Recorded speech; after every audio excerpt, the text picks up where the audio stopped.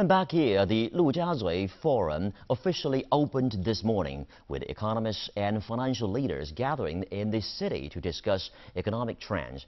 And China's monetary policy was among the most hotly debated topics. Dai Chen takes a look. To hike or not to hike? This is the question.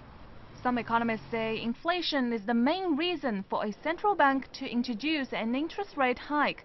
So China should rule out the possibility for a hike this year.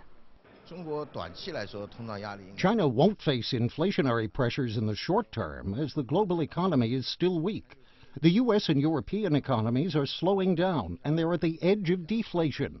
That would have a big impact on China. And due to its economic structure, China's inflation status is closely affected by global conditions. Ha Jiming's views are shared by other participants at the forum, who say weak overseas economies limit inflationary pressure in China, as well as the possibility of rapid economic growth.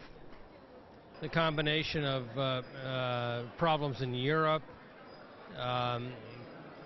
the bursting of the property bubble, and the slowing in the U.S. means that by the end of the year, China will be growing somewhere in the 8 to 9% area, as opposed to the 11.9% in the first quarter of this year, which is not a sustainable or a healthy growth rate for China.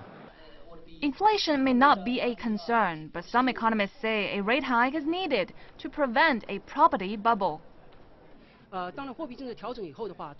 Only tightening monetary policy will curb housing price bubbles.